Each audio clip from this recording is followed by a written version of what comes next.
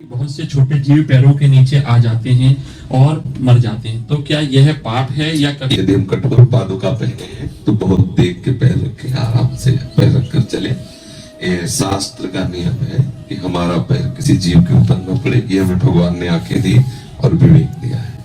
यदि भूल से कभी ऐसा कुछ हो ही जाता है तो भगवान नाम जप होता है, उस जप के प्रभाव से वो अपराध बनने ही नहीं पाता, क्योंकि हम प्रभु की शरण में हैं, प्रभु का निरंतर सुमिरन कर रहे हैं।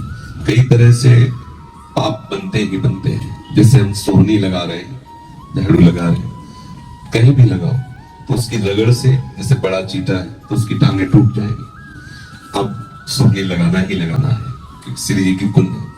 पोछा लगा रहे हैं, कितना हटा, हमने स्वयं देखा श्री की सेवा करते समय फूल झाड़ू से लगाओ, हटा के फूक फूक के, फिर भी जब पोछा धो तो 2-4 चींटी इसमें मरी मिलती है। अब तो गैस चूल्हा, पहले लकड़ी कंडा का चूल्हा, तो कहीं ना कहीं कीड़े मकोड़े ऐसा।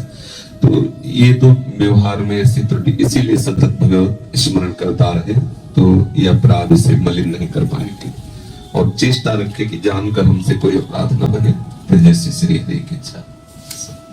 अच्छा, डंक वाले जीव होते हैं महाराज जी, जैसे सांप और बिच्छू या मच्छर, इनको कई बार ऐसी व्यवस्था होती है घर में, वो मशीन होती है जो चल रही है जिससे मच्छर मर जाते हैं। तो वैसे वो ऑल आउट वो एक बार हमारे यहाँ लगाया तो वो मतलब देखा समय 10 मच्छर मूर्छित पड़ा, उखाड़ फेंक दिया, इसकी जरूरत नहीं। एक मच्छरदानी लगा लीजिए अपनी बचत के लिए, तो हम कह सकते हैं, लेकिन उसका अहित हो किसी भी जीव का। जैसे बिच्छू है, हम एक सेनपुर स्थान है फतेहपुर जिले में, जब गंगा किनारे किनारे भ्रमण करते थे तो कई वर्ष वहां रहे।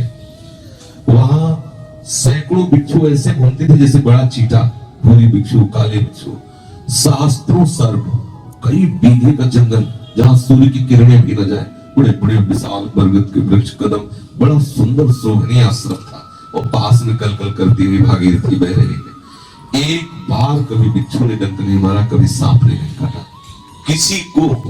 ये आश्रम की ऐसी महिमा। तो यदि हमारे बिच्छू मारनी है 8:10 में, तो 9 मिनट तक आप निर्भय रहिए। 10वें मिनट में जब तिजोरी में बंद हो जाएगी, वो मारेगी। तिजोरी के अंदर अपने आप पैदा हो जाएगी और आपको मारेंगे। ये लोग कहते हैं काल है, इसे मार देना चाहिए। तो उनसे पूछो कि काल को किसी ने मार पाया है क्या? काल ही सबको चाट जाता है, उसको कोई मार नहीं सकता है। तो हर जीव प्रभु की सृष्टि में प्रभु के द्वारा रखा गया है, तो उसका भी अधिकार, जितना आपका अधिकार है उतने उसका भी अधिकार। अपना बचाव पक्ष रख रहे हैं। बचाव पक्ष में यदि कुछ ऐसा हो, जैसे मानो कोई जीव है, हम उसको दूर फेंक, अब उसको जो कष्ट हो रहा है हमारे पकड़ने से, जो चेष्टा से, वो बात अलग है। हम अपने बचाव पक्ष में है, उसके मारने के पक्ष में नहीं। जैसे सांप हम पर आक्रमण कर रहे हैं, हम डंडे से उसे दूर फेंक रहे हैं, इसमें उसको कष्ट हो रहा है, ये हमारे बचाव पक्ष का है। हमसे अब ऐसा तो नहीं है कि भाई हाथ में गोद में लेके चूम के उसको छोड़े जाए, ये ऐसा मतलब सांप है तो डंडे से मारेंगे नहीं, लेकिन उसको दूर हटाएंगे। परिवार है, बच्चा है, दोनों जंगल की तरफ उसे इतने में जो उसे कष्ट मिल रहा है, उसको प्रतिकूलता मिल रही, वो जाने। हम अपने बचाव पक्ष में, मारने के पक्ष, मारने का पक्ष कहीं नहीं लिखा हुआ है। शास्त्रों में कहीं ऐसा नहीं पाया गया कि आप सांप मारो, बिच्छू मारो, ऐसा। वो भागवत में तो आता है कि अगर आप मच्छर मारते हो ऐसे, तो आपको भी उसका नर्क भोग भोगना पड़ेगा।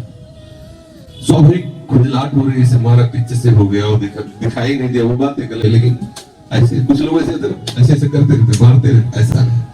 प्रकृति है, संसार है, भगवान सबकी रचना है, अपना बचाव पक्ष कर सकते हैं।